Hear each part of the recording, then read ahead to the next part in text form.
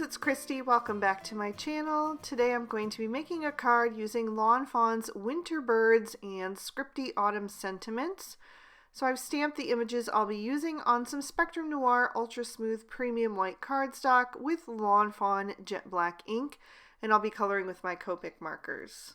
I'm starting with my birds, and I really wanted to try to create blue jays today. So I pulled out some bright blue tones. I'm using B21, B24, B26, and B29.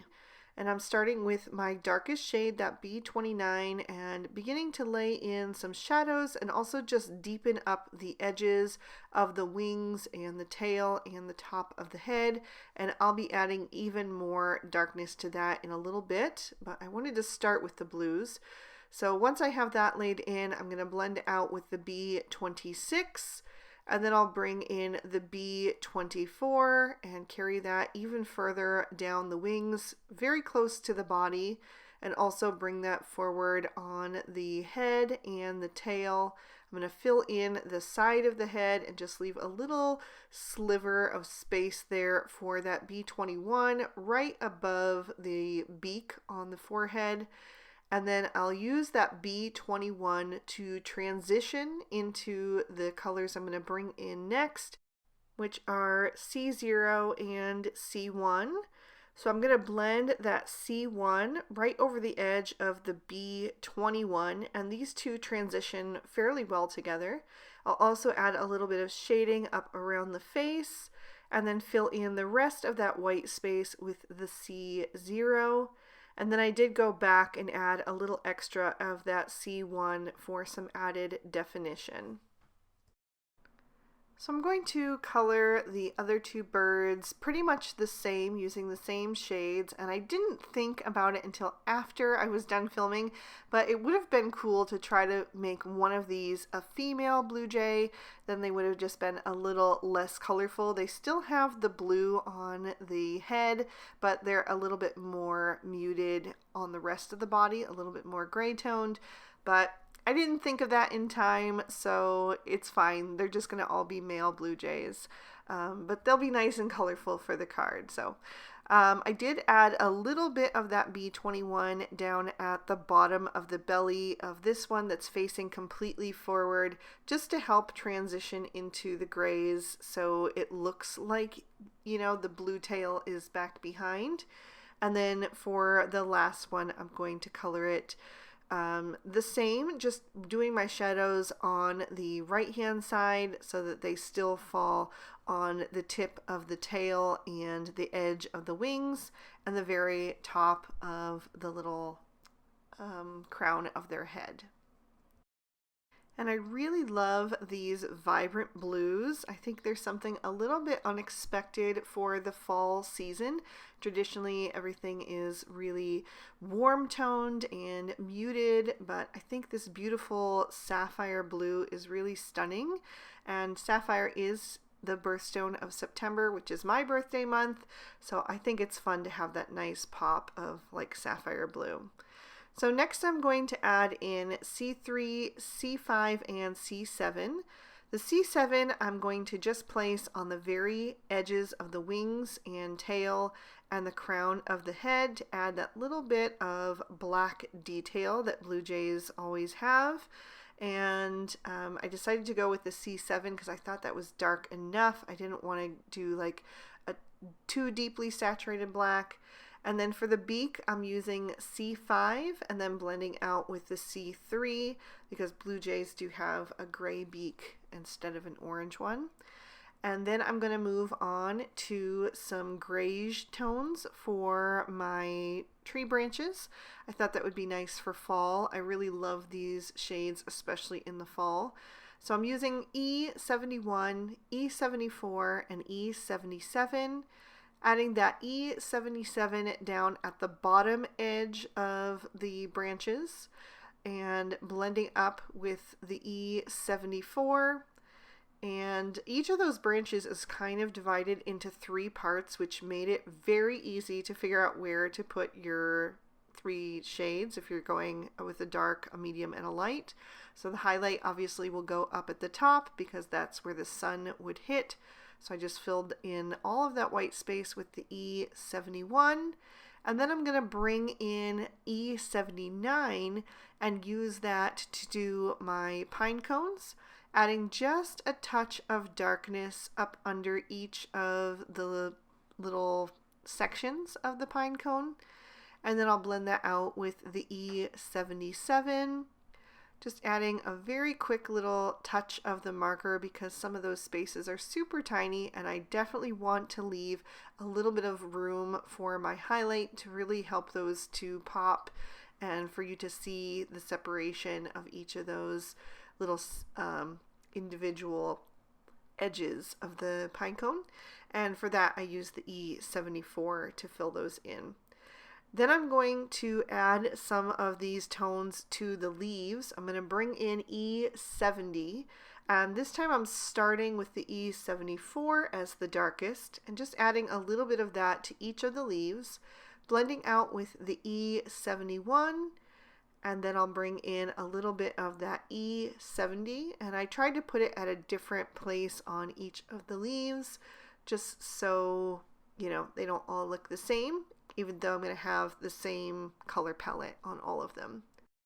Next, I'm going to bring in some dusty pink shades with R81, R83, and R85. I used that R81 to add some rosy cheeks to all of my birds.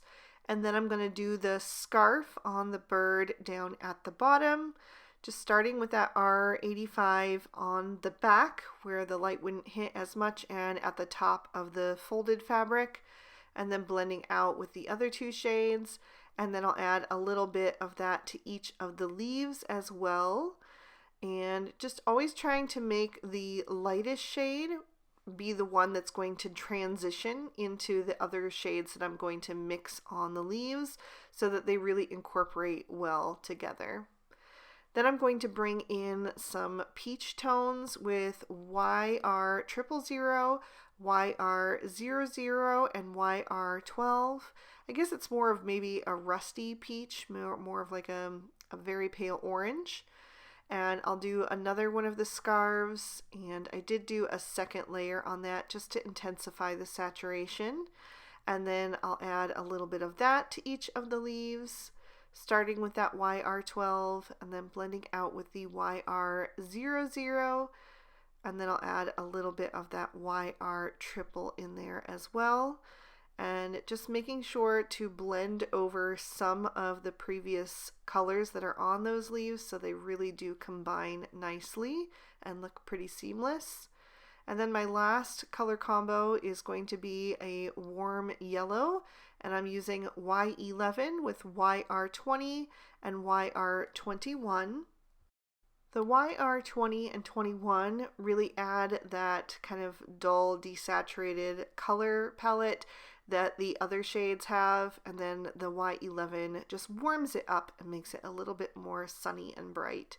So I really like that. And I used 2 layers on the final scarf and then added that to the rest of the leaves as well. That smallest one got filled in completely, but that's okay. I'm just going to color right over some of the other shades so that I have a little bit of that warm tone on that leaf as well. And you'll see that especially when I add in the Y11. Then I took a black Sakura Jelly Roll pen and went over the eyes of my birds that have their eyes open, and then I trimmed these images out with their matching dies. For my background, I'm starting with a piece of Bristol Smooth Surface cardstock, and I'm going to use the Lawn Fawn Cloudy Stencil to add on some Distress Oxide inks and create a sky. The first shade that I'm starting with is Faded Jeans, and I'm using just the tiniest amount of that and then blending it out using tumbled glass because I just want a little bit of depth there, and then I want it to soften into the lighter blue. I don't want to create like a stormy sky. I just want it to be a fall sky, and I want to have a little bit more of a desaturated hue to match the coloring that I did with my Copics, other than the birds, of course, because those are pretty bright. But all the accessory images were more of a desaturated hue, so I want my sky to match that. and also it won't be in competition with my birds. So I'm always adding just a little bit of that faded jeans right as I leave the stencil, not going up too high. And then I will add in the tumbled glass and take that up almost all the way to the previous cloud. But I still want to leave a little bit of white space where the cloud is so that they're clearly defined. And then I just turn that stencil each time until I get a different cloud formation that I like. And I can shift that stencil a little bit to the left or the right, or even flip it over if I need to get a different orientation of those clouds. So I've added 4 different clouds, and then I'm going to take those colors and add a little bit extra down at the bottom so it all has that dreamy feel and they're not too stark white down at the bottom. Because this is going to be up in the sky. We're not going to have any ground showing in the scene. I just wanted the tree branches to be up higher. And then once I am done blending that out and I'm happy with how it's looking, I will take both of those inks and smush some onto an acrylic block. And then I'll add a little bit of water to each of those and also just some clear water in the center of the block. So just a little spritz, and then I'll pick up first the plain water with my paintbrush and tap that off the edge of the block. I'm using a fine tip paintbrush so I get super fine splatters. And then I'll add a little bit of the mixed up tumbled glass, and then finally a little bit of that mixed up faded jeans until everything is just has that little fine spray that I think adds a really nice touch to the card. It just gives so much movement and texture to your scene. Next, I'm going to work on my sentiment. So I'm stamping the word grateful from Scripty Artem Sentiments with Blue Jay ink onto another piece of Bristol so that the white edge will match the white of the focal panel. And I'm going to stamp that down twice to make sure I have a nice dark impression. And then I'll pop that out of my MISTI and I will pop my focal panel in instead. I've trimmed that down with the largest of the small stitch rectangle stackables, and I'm stamping out I'm So Very in VersaFine Onyx Black ink. It's just a very crisp ink that lays well over the Distress Oxides. And then I will pop my card base in my MISTI. I'm using Lawn Fawn Speckled Eggshell cardstock and going back to my Blue Jay ink, and I took another bird from Winter Birds, and the rest of the sentiment is from Scripty Autumn Sentiments. So next I wanted to use a little bit of pattern paper on my card, so I'm pulling out the Favorite Flannel 6x6 Petite Pack, and I'm going to take this kind of mulberry colored diagonal plaid, and I'll trim that out with the largest of the large stitch rectangle stackables.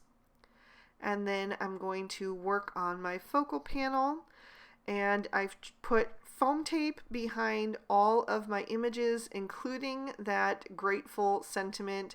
I did have to cut down some very tiny little slivers of that Scotch 3M foam tape, but I think it's worth it because it adds so much dimension on your card. So I'm going to add that grateful underneath the rest of the stamped sentiment. Make sure it's on there nice and straight, and then I'll pop that down. And then I can lay out the rest of my scene. I have the release papers still on that foam tape so that I can make sure that everything fits before I start to stick things down. So once I have an idea of how the space is going to be, I can start popping down some of these images.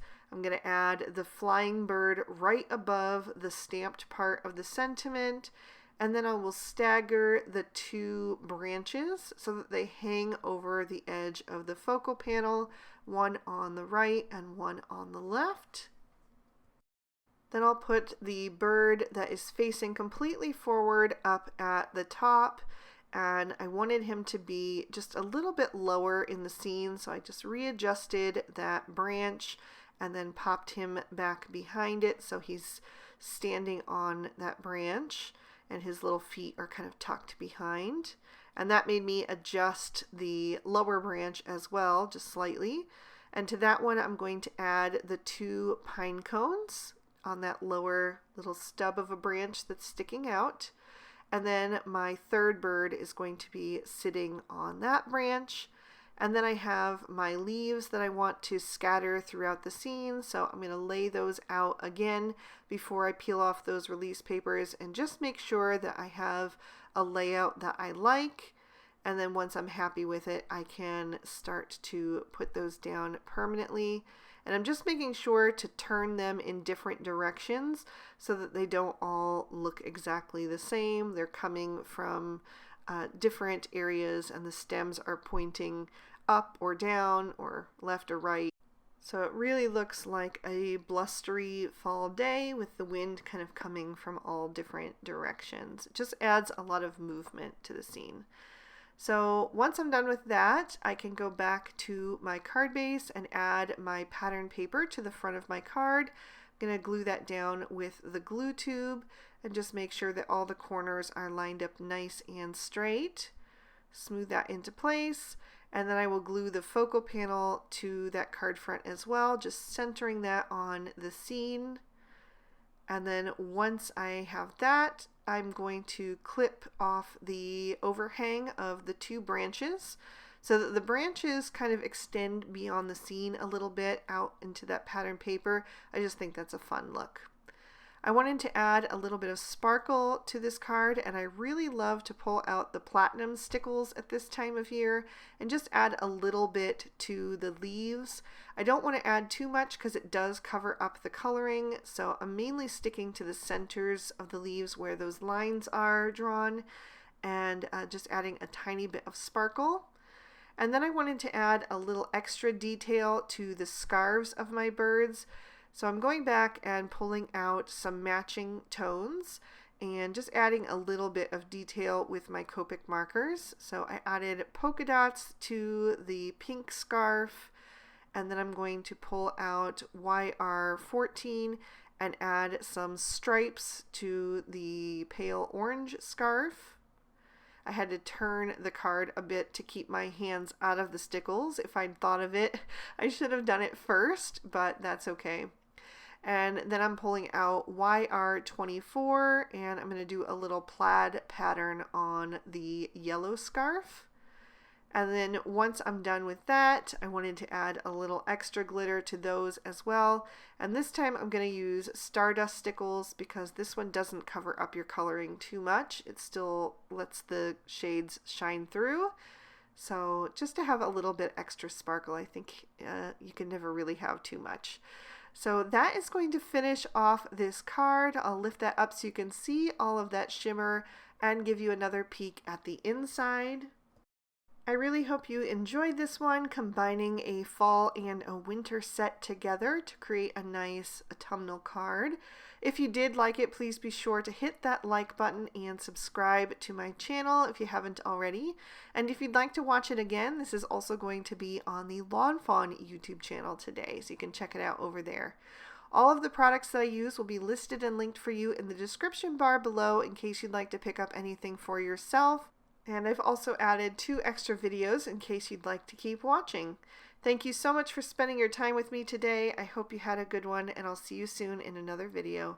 Bye-bye.